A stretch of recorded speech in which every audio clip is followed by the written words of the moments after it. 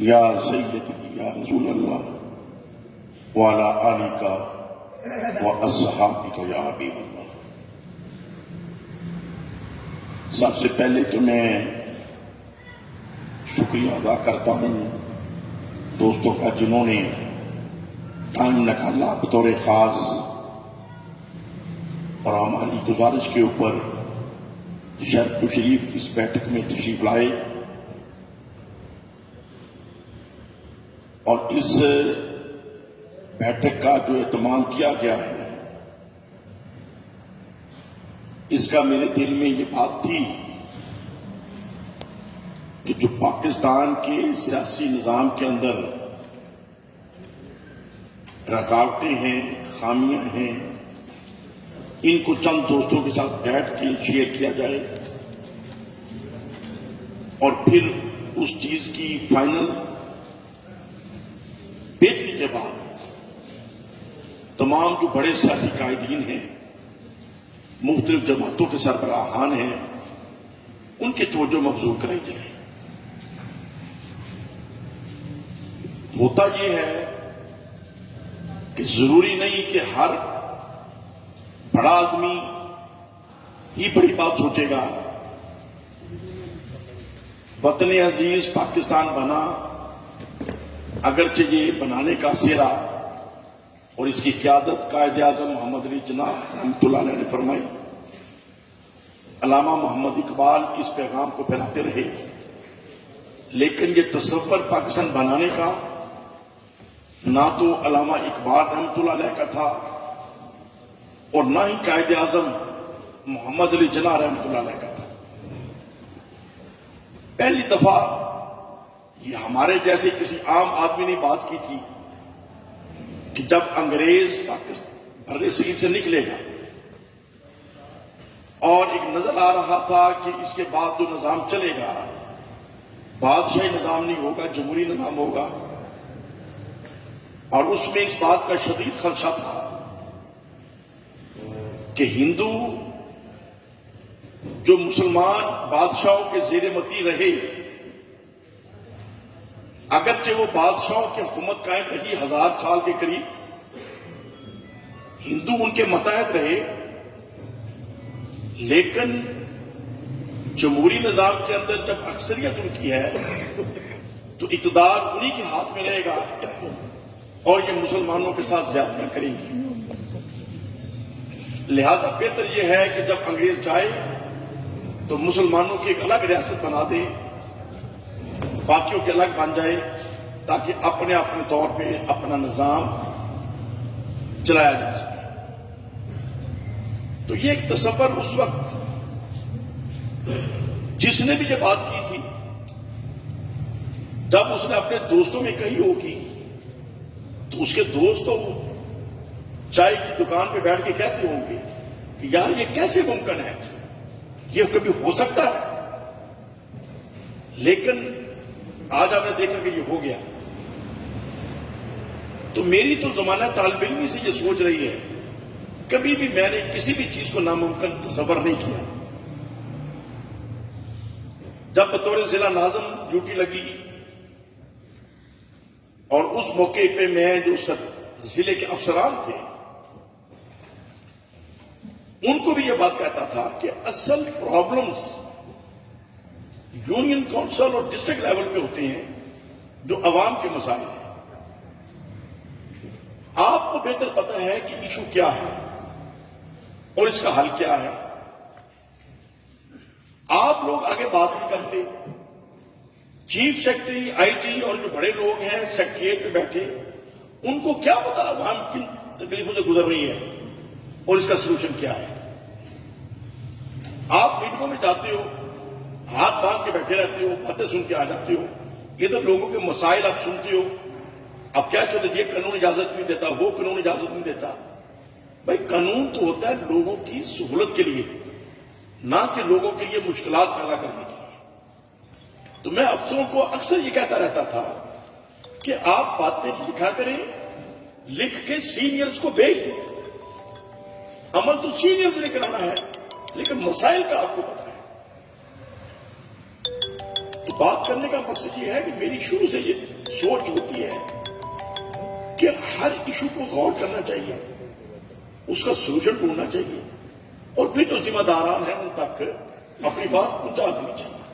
ہو سکتا ہے ہماری بات جب آگے پہنچے تو کسی بڑے کو بات سمجھ آ جائے تو پھر وہ عملی جامہ بھی پہنایا جا سکتا ہے۔ تو ہمارا جو سیاسی کلچر ہے، میں نے شرق و شریف کے تمام دوست اس بات کے شاہد ہیں کہ میرا ذاتی سیاسی ذوق کبھی بھی نہیں ہوا۔ میرے بڑے بھائی میاں سعید صاحب، اللہ تعالیٰ نے صحت تندرستی عطا فرمائے، وہ زمانہ طالب علمی سے سیاسی ذوق رکھتے تھے، اور جب پہلا الیکشن ہونے لگا تو میں گھر میں انہیں کہنے والا تھا کہ میاں صاحب اب کیوں اس طرف جا رہے ہیں، چھوڑیں، کوئی بھی اچھا آدمی آگے آ جائے، بس ہمیں کوآپریٹ کرنا چاہیے۔ ان کا ایک ذوق تھا، اللہ کو منظور تھا، پھر وہ کامیاب بھی ہو گئے۔ لیکن جب مجھے کہا گیا تو میرا ابتدائی طور پہ تو اوائڈنگ ایٹیٹیوڈ تھا، پھر دوستوں کے کہنے پہ، سمجھانے پہ کہ نہیں وہ گریجویشن کی پابندی ہے اور آپ الیکشن لڑ سکتے ہیں، سب کہتے ہیں آپ لڑ سکتے ہیں، تو الحمدللہ بھی حصہ لیا دوستوں کے کہنے پہ، اور اللہ کو منظور تھا، رب نے کامیابی عطا فرمائی۔ لیکن شروع سے میں نے چیزوں کو سوچا ہے، سمجھا ہے اور آگے بات کی ہے۔ میرا تو زندگی کا پہلا موقع تھا سیاست میں آنے کا 2002 میں، اور اللہ کو منظور ہوا، دوستوں نے محبت کی، اہل علاقہ نے پیار کیا، اور میں قومی اسمبلی میں چلا گیا۔ لیکن جس دن حلف اٹھانے کے بعد، شاہ صاحب آپ کے علم میں بھی شاید یہ بات پہلے نہ ہو، جب ہمارا حلف ہوا بطور ایم ایل اے 2002 میں، حلف اٹھانے کے فوراً بعد جو پہلا دن تھا، میں نے 2 قانونی پوائنٹس ہاؤس میں جمع کرائے، جو میں نے غلطیاں نوٹ کی کہ اس نظام میں یہ خامی ہے، اور پھر میں نے ان کی امپروومنٹ کے لیے کمپین چلائی، تمام ایم این ایز کو ان کے کمروں کے اندر وہ اپنا نقطہ نظر بھیجا، سیاسی قائدین کو بھیجا، اور چونکہ میں نیو کمر تھا، فرسٹ ٹائم اسمبلی میں گیا، تو اکثر سینئر ایم این اے حضرات جب وہ پڑھ کے مجھے ملتے تو کہتے کہ یار بات تم نے بڑی ٹھیک لکھی ہے۔ تو بہرحال وہ چیز کرتے کرتے کرتے کرتے وہ پاس بھی ہو گئی، اور عمل درآمد بھی ہونا شروع ہو گیا، لیکن عمل درآمد کرتے ہوئے کچھ پرابلم ایسی آئیں جن میں ہی رکاوٹ بنا، اس لیے کہ وہ عمل درآمد کچھ غلط طریقے سے کر رہے تھے، اس کی اسپرٹ ختم ہو رہی تھی۔ تو جب ایک دفعہ میں نے رکاوٹ کھڑی کی اور وہ چیز روک دی تو دوبارہ پھر وہ عمل درآمد ہو نہ سکا۔ لیکن یہ بات میں چیلنج سے کہہ سکتا ہوں، کراچی سے پشاور تک جتنے بھی ہمارے ایم این اے حضرات ہیں، سینئر قائدین ہیں، بشمول میاں نواز شریف صاحب، عمران خان صاحب، زرداری صاحب، میرا یہ ریکارڈ شاید کوئی نہ توڑ سکے کہ جس دن اس کا پہلا قدم اسمبلی کے فلور پہ تھا، اس نے 2 بل پیش کر دیے۔ یہ اعزاز شرف و شریف کو حاصل ہے۔ اچھا، یہ بات کرنے کا مقصد یہ ہے کہ میری سوچ یہ ہوتی ہے، یہ مت سوچو میں کر سکتا ہوں میں نہیں کر سکتا، یہ تو سوچو کہ ہونا کیا چاہیے، جو ہونا چاہیے، جو کر سکتے ہیں ان تک ہم اپنی بات پہنچائیں۔ اچھا، اب جو باتیں آج ہم نے کرنی ہیں، میں آج سے 3 ماہ قبل پرائم منسٹر پاکستان جو کیئر ٹیکر ہے، صدر Pakistan, chief of army staff, chief election commissioner اور چیف جسٹس آف پاکستان باقاعدہ رجسٹری ڈاک کے ذریعے، جن کی وصولیاں بھی میرے پاس موجود ہیں، ہم نے ڈاک کے ذریعے اس طریقے سے بھیجا، ہمارے پاس پروف رہے کہ انہوں نے وصول کر دیا، یہ ہم آلریڈی بھیج چکے ہیں۔ یہ میں نے کیوں بھیجا؟ میں نے جتنی دفعہ سوچا، جب میں 2002 میں ایم این اے بنا، اس وقت بھی میں اس نظام کے خلاف بولتا تھا، کئی پریس کانفرنس میں میری گواہ ہے، لاہور 1-2 ٹی وی اور اخبارات نے کچھ انٹرویو کیے، اس میں بھی میں نے بات کہی کہ یہ اس نظام کو میں دل سے پسند نہیں کرتا، لیکن چونکہ یہ نظام ہے. جی حبیب صاحب آجو تشریف لے سر، آجو آجو آجو. صاحب معذرت. چلو سر آجو، بسم اللہ. تھوڑی تشریف آپ کا شکریہ. بیٹھو آجو آجو چلو.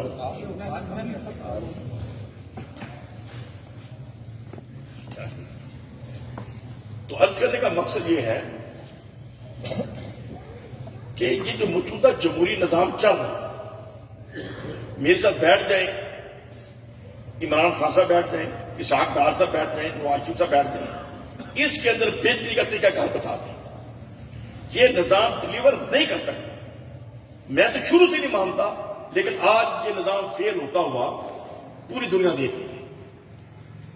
پھر اس کا حل کیا ہے؟ اس کا حل میری نظر میں وہ ہے جو میں نے یہ چند صفحوں میں لکھ کر تمام سینئرز کو بھیج چکے ہیں.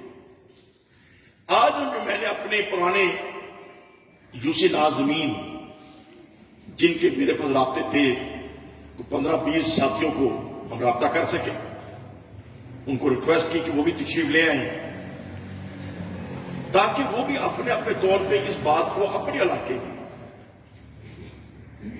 اگر مناسب سمجھیں تو اس بات کو آگے پھیلائیں، اور اگر یہ بات پسند آ گئی تو یہ شیخ پورا کی میں سمجھتا ہوں ایک کنٹریبیوشن ہوگا وطن کو صحیح ڈگر پہ لے جانے کے لیے اور ملک کی جو مسائل ہیں ان کے سولوشن کے لیے.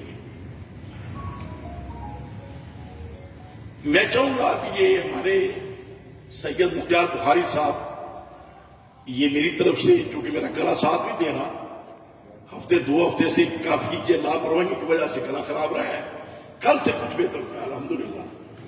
اور ابھی میں اگر مزید بولا تو پھر شام تک یہ فارغ ہو جائے گا. تو شاہ صاحب کو چاہوں گا کہ ایک دفعہ یہ سارا پڑھ کے پیش کریں، اور دوست جو اس کو لائیو چلا رہے ہیں، سننے والے بھی اپنے طور پہ جہاں بھی سن رہے ہیں غور سے سنیں، چیزوں کو نوٹ کریں، اور جہاں کہیں محسوس کریں کہ یہ چیز یہ نہ سوچیں کہ یہ ہو نہیں سکتا. یہ پھر میں بات عرض کر رہا ہوں، جو سوشل میڈیا پہ ہمارے دوست ابھی سن رہے یا بعد میں سنیں گے، کسی بات کو اس اینگل سے مت لیں کہ جی یہ کیسے ہو سکتا ہے. یہ سوچیں کہ اگر یہ ہو جائے تو کیا ہے ٹھیک، یہ بات کی بات ہے، یہ ہوگا کیسے. تو بہرحال پوزیٹو ذہن سے سوچیں. ہاں اگر اس میں کوئی مشاورت ہے کہ اس کے اندر یہ چیز بھی شامل کر دی جائے، یا یہ چیز جو میاں جلیل سوچ رہے ہیں یہ پرابلمز کا باعث ہوگی، فوائد کا باعث نہیں ہوگی، تو ہم اس کو آئندہ اس کی اصلاح کر لیتے ہیں تاکہ یہ ایک ڈاکومنٹ شیخوپورہ کی طرف سے وطن عزیز پاکستان کی خدمت کے لیے ایک سند بن جائے. اور ہم مل کے اگر آواز اٹھائیں گے تو بڑوں کو بھی قائل کر لیں گے، اور جب بڑوں کو قائل کر لیں گے تو یہ چیز قابل عمل ہو جائے گی. تو میں شاہ صاحب سے عرض کروں گا کہ ذرا اس کو پڑھ کے سنائیں، لیکن شاہ جی ذرا جو سپیڈ آپ کی ریگولر ہوتی ہے وہ نہیں، آہستہ آہستہ.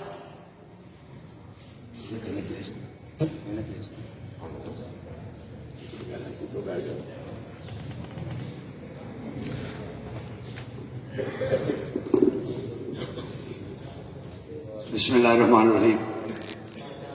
انتہائی واجب الاحترام میاں جلیل احمد شیخ پوری صاحب، میں آپ کا تہہ دل سے شکر گزار ہوں، ممنون احسان کہ میرے کاندھے پہ آپ نے یہ ذمہ داری ڈالی ہے. میں اس کرم کے کہاں تک قابل، یہ حضور کی بندہ پروری ہے. میں اعظم شاہ صاحب کا، ان کے ساتھ آئے ہوئے تمام مہمانوں کا، اور حبیب سلطان صاحب کا، ہمیشہ انہوں نے جب میاں صاحب ضلع ناظم تھے تب بھی پیار دیا، اور بے تحاشا پیار شاہ صاحب کی طرف سے تو اتنا پیار ملا کہ صبح جب میری 8 بجے بات ہوئی تو آپ کی طبیعت بھی ٹھیک نہیں تھی، لیکن اس طبیعت ناسازی کے باوجود وہ تشریف لائے. میں ان کا ممنون احسان ہوں. بسم اللہ الرحمن الرحیم. ملت کے ساتھ رابطہ استوار رکھ، پیوستہ رہ شجر سے امید بہار رکھ. اور قائد اعظم رحمۃ اللہ علیہ کے حوالے سے کیونکہ میاں صاحب نے بات کی ہے، میں اتنا کہوں گا کہ سینے دے وچ بلما ٹوٹیا، قلم ہوے سر کلمہ ٹوٹیا، عزت دی ٹینی دے نالوں ازرا بانو سلمہ ٹوٹیاں، تائیں جا کے موقع بنیا پاکستان کچھ سوکھا بنے. حاضرین محفل، آج کی اس تقریب کا کوئی سیاسی ایجنڈا میں نہیں کہوں گا، بلکہ یہ ایجنڈا اس ملک کے اندر بگڑے ہوئے نظام کی درستگی کی تجاویز کے لیے آج کا یہ پروگرام بنایا گیا ہے، جو تجاویز میاں صاحب نے پرائم منسٹر پاکستان کو، چیف جسٹس آف پاکستان کو، چیف الیکشن کمشنر کو، چیف آف آرمی اسٹاف کو تحریری طور پہ بھیجی ہیں، جو نظام کے اندر خرابیاں ہیں ان خرابیوں کو دور کرنے کے لیے، اس نظام کو بہتر سے بہتر بنانے کے لیے، ملک کی فلاح کے لیے، ملک کی بہتری کے لیے اور عوام کی فلاح و بہبود کے لیے جو ایجنڈا پیش کیا گیا ہے، میں وہ آپ کی نظر کرتا ہوں۔ پاکستان کی تمام سیاسی پارٹیاں اپنے منشور کے اعتبار سے حقیقی جمہوریت کے لیے کوشاں نظر آنی چاہیے، مگر جب موقع ملتا ہے تو بس اپنے خاندان یا اپنی پارٹی ورکر سے آگے توجہ نہیں جاتی۔ ہمیں ہمیشہ اپنے ذاتی سیاسی مفادات سے بالا تر ہو کر صرف اور صرف ملکی مفاد کو مد نظر رکھ کر تمام عوام کے لیے سوچنا چاہیے، اور یہ ایک سچے پاکستانی کے انداز میں کام کرنا چاہیے۔ حاضرین محفل، ہمارا سیاسی کلچر میں بے شمار خرابیاں پیدا ہو چکی ہیں جن کے سدے بات کی اشد ضرورت ہے۔ ہر پارٹی ملک میں جمہوریت کی بات تو کرتی ہے، مگر پارٹیوں کے اندر اکثر آمریت پائی جاتی ہے۔ ملکی مفاد کی بجائے ذاتی پسند اور ناپسند کو اہمیت دی جاتی ہے۔ سیاسی قائدین پارٹی ٹکٹ دینے کے اختیار کی وجہ سے اپنے ممبران کو بلیک میل کرتے ہیں۔ انتخابی اخراجات کی وجہ سے عام شرفا کا انتخابات میں حصہ لینا ناممکن ہے۔ حاضرین محفل، منتخب وزیر اعظم اور وزیر اعلیٰ مختلف سیاسی پارٹیوں کی بلیک میلنگ سے وزارتیں بانٹنے پر مجبور ہو جاتے ہیں، اور ان گروپوں کے پریشر کی وجہ سے کرپٹ عناصر کے خلاف کوئی عملی اقدام نہیں کر سکتے۔ وزراء ملکی معاملات کو ترجیح دینے کی بجائے اپنے اپنے انتخابی حلقہ کو زیادہ ترجیح دیتے ہیں۔ پاکستان بنایا گیا تو اسلام کے نام پر، مگر اسلام کو سمجھنے والے اور اس پر عمل کرنے والوں کے لیے پارلیمان میں کوئی خصوصی نشست نہیں، جبکہ غیر مسلموں کے لیے خصوصی نشستیں رکھی گئی ہیں۔ ایوان بالا ملک کے قابل ترین مخصوص افراد پر مشتمل ہونی چاہیے، مگر اس میں بھی سیاسی ورکرز کو منتخب کر دیا گیا ہے جو چہیتے ہوتے ہیں۔ یہ تمام خامیاں ہمارے شدید قومی نقصان کا باعث بن رہی ہیں، جن کے سدے بات کے لیے سیاسی اصلاحات کی اشد ضرورت ہے۔ اگر تمام سیاسی پارٹیاں متفقہ طور پر ان اصلاحات کو نافذ کرنے کے لیے اپنا اپنا کردار ادا کرے تو ہمارا سیاسی کلچر درست ہو جائے گا اور ملک میں سیاسی بحران سے بھی نکل آئے گا انشاءاللہ تعالی۔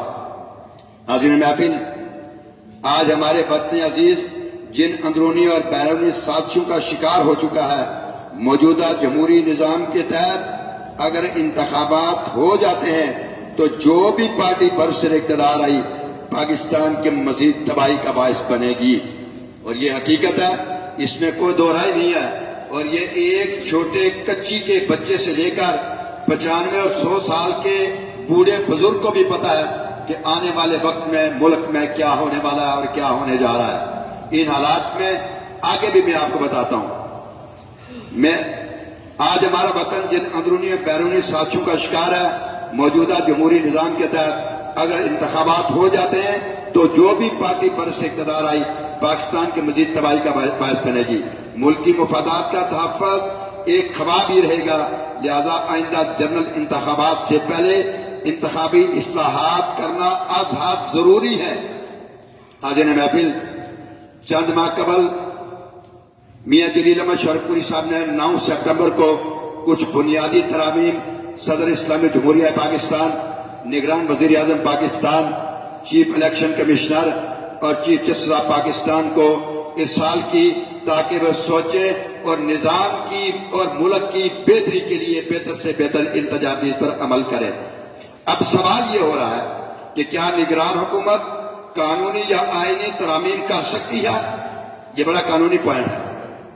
تو پہلی بات تو یہ ہے کہ پاکستان میں پہلے کون سا آئین اور یا قانون کے مطابق کام ہوتا رہا ہے؟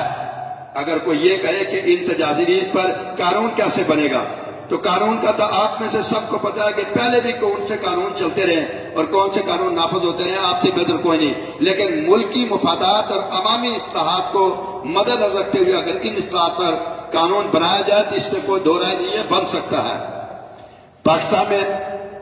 لیکن میری مخلصانہ گزارش ہے کہ موجودہ حکومت ملک کی بہتری کے لیے سب کچھ کر سکتی ہے، جس طرح گزشتہ صدر پاکستان مرحوم general Pervez Musharraf Pakistan supreme court نے بطور فرد واحد آئین میں ترامیم کا اختیار دے دیا تھا جو غیر قانونی تھا۔ مرحوم پاکستان سے بطور فرد آئین میں ترمیم کرنے کا اختیار دے دیا تھا۔ اس طرح موجودہ نگران حکومت کو بھی اختیار مل سکتا ہے اور پھر جنرل ضیاء الحق مرحوم کی طرح ریفرنڈم بھی کروایا جا سکتا ہے۔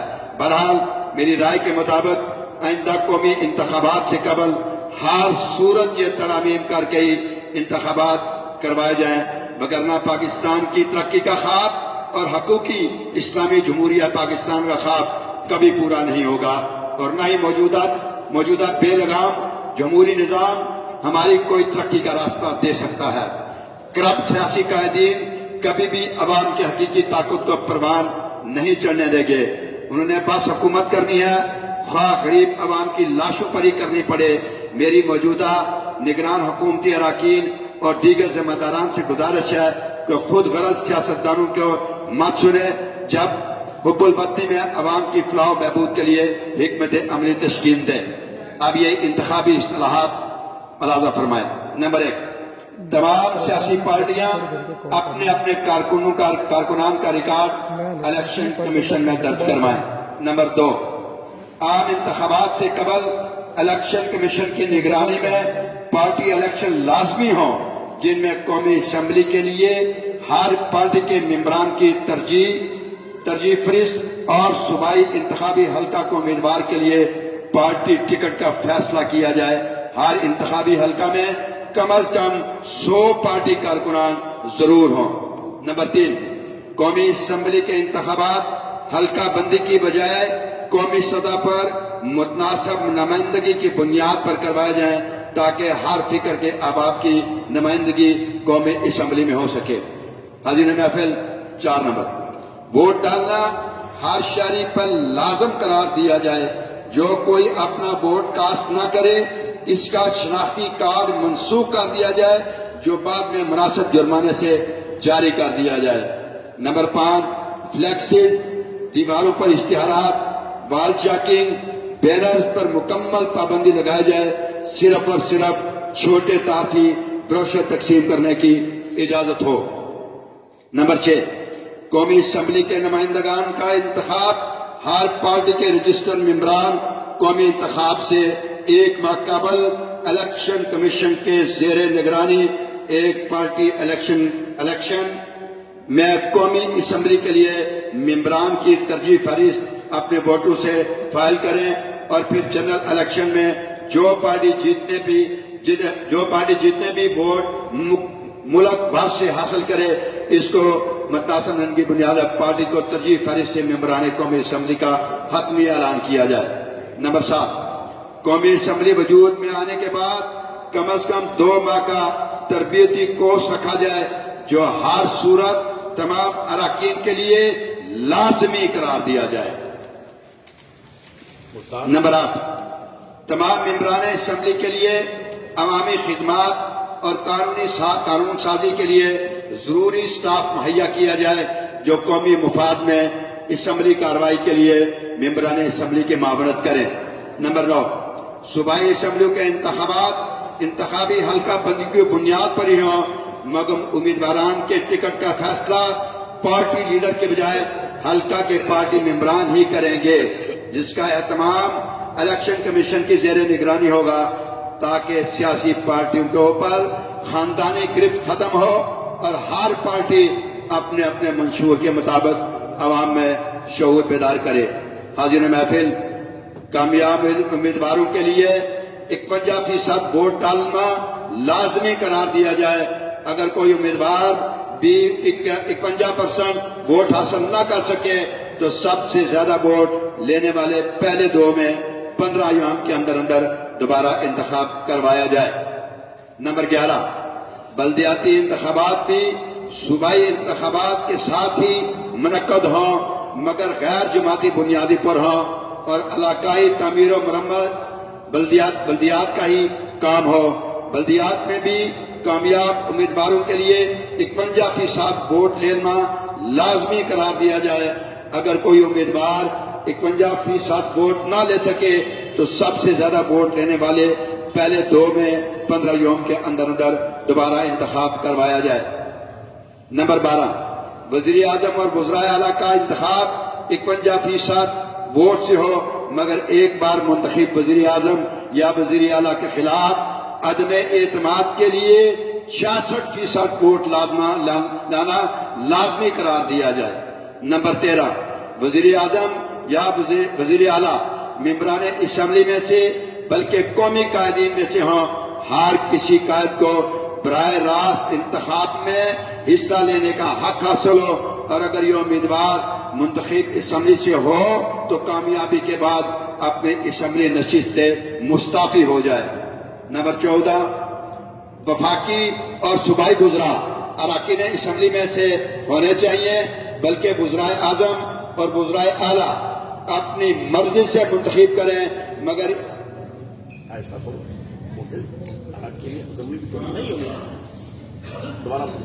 وفاقی و صوبائی وزراء اراکانی اسمبلی میں سے نہیں ہونے چاہیے بلکہ وزیر اعظم اور وزیر اعلیٰ اپنی مرضی سے منتخب کریں مگر ان کے لیے اسمبلی کا اعتماد حاصل کرنا لازمی ہے۔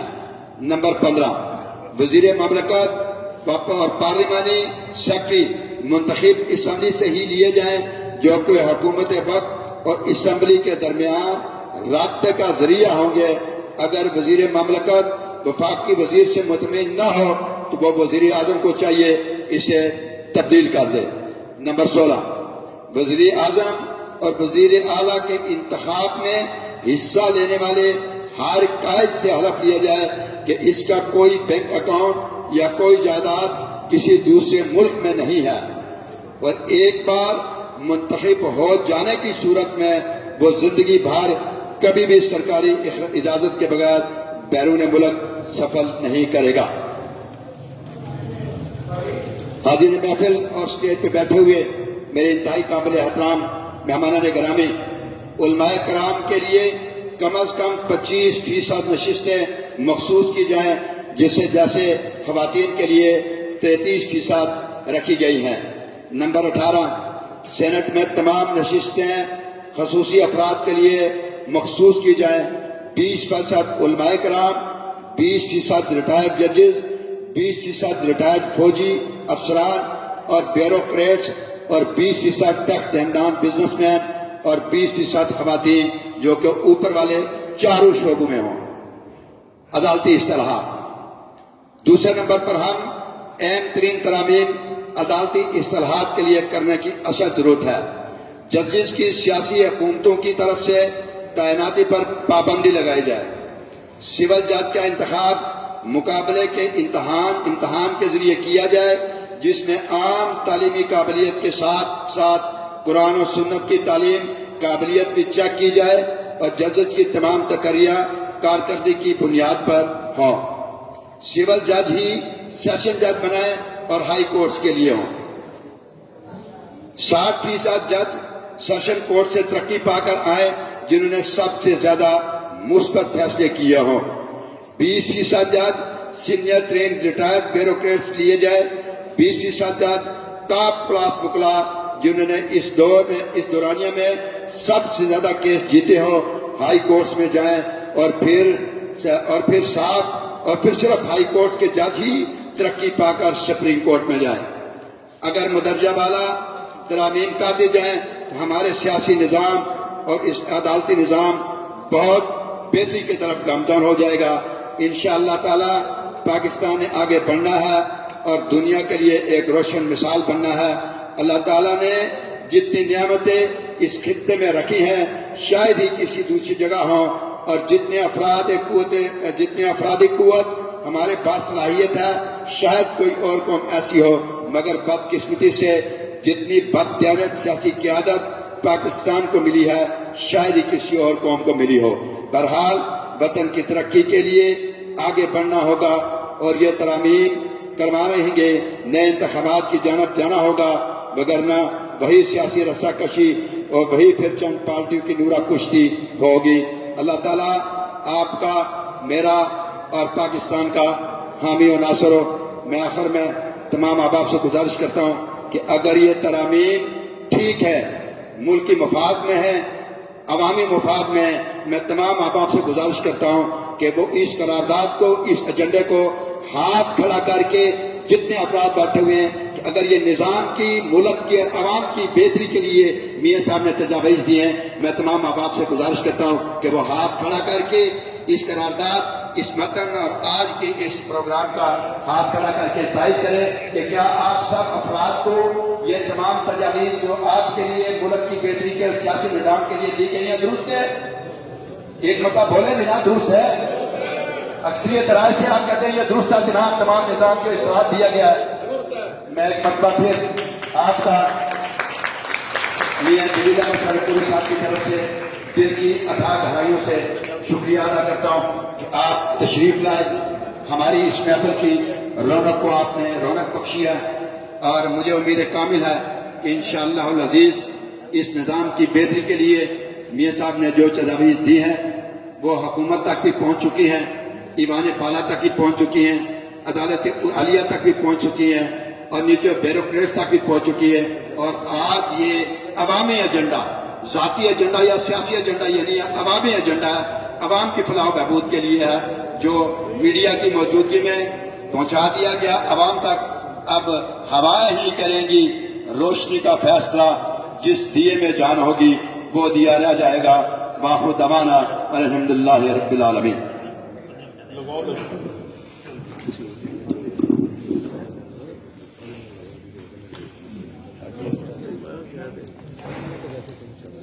بسم اللہ الرحمن الرحیم. الحمدللہ مختار بخاری صاحب نے جو میری تجاویز تھیں، گزارشات تھیں، جو سینئرز کو ایک دفعہ میں بھیج چکا ہوں، دوستوں کو پڑھ کے سنائی ہیں، اور ہم نے اس کی کاپیاں بانٹ بھی دی ہیں. اور جو ہمارے چند ناظمین تشریف لائے ہیں ان کی خدمت میں گزارش ہے کہ اپنے علاقے میں جو ذمہ داران کو سمجھتے ہیں ان کے ساتھ ضرور شیئر کریں، تاکہ اس کے اوپر تجاویز سنجیدگی کے ساتھ زیادہ سے زیادہ جمع ہو سکیں، اور پھر اجتماعی طور پر ہم اپنے بڑوں کی توجہ جو ہے وہ مرکوز کریں، تاکہ ہمارا جو جمہوری کلچر ہے اور سیاسی نظام ہے اس کی خامیاں ختم کی جائیں اور صحیح عوامی خدمت کے لیے اس نظام کو چلایا جا سکے. جہاں تک موجودہ انتخابات کا معاملہ ہے، اب یہ تو نگران حکومت کی ذمہ داری ہے اس کو کس طریقے سے انعقاد کرتے ہیں. اگر یہ امینڈمنٹ کرنا چاہیں تو انہی انتخابات سے پہلے یہ 2 ہفتے 3 ہفتے کے اندر ان چیزوں کو نافذ کیا جا سکتا ہے، اس کے اندر اصلاحات کی جا سکتی ہیں. جیسا کہ پرویز مشرف صاحب نے کہہ دیا کہ جس نے بی اے نہیں کیا وہ الیکشن نہیں لڑ سکتا. یہ ہمارے کس قانون اور آئین کے اندر لکھا ہوا تھا؟ دنیا میں کہیں یہ قانون نہیں ہے، لیکن انہوں نے کہہ دیا اور اس کے اوپر عمل ہونا شروع ہو گیا. تو اس طریقے سے اگر ہمارے موجودہ ذمہ داران ان چیزوں کو سمجھیں کہ یہ مفید ہے پاکستان کے لیے، تو اس کے مطابق وہ آرگنائز کریں. میں سمجھتا ہوں کہ کوئی بھی انکار نہیں کر سکے. اور دوسری چیز جو میں کافی عرصے سے اپنے دوستوں میں شیئر کر رہا ہوں، آج ہم نے پہلی دفعہ وہ چیزیں لکھ کر بھی پیچھے لگا دی، جس کو اگر میں کہوں سیاسی منشور، تو میرا اپنا تو سیاسی منشور آج کے بعد یہ ہے، شروع سے یہ ہے.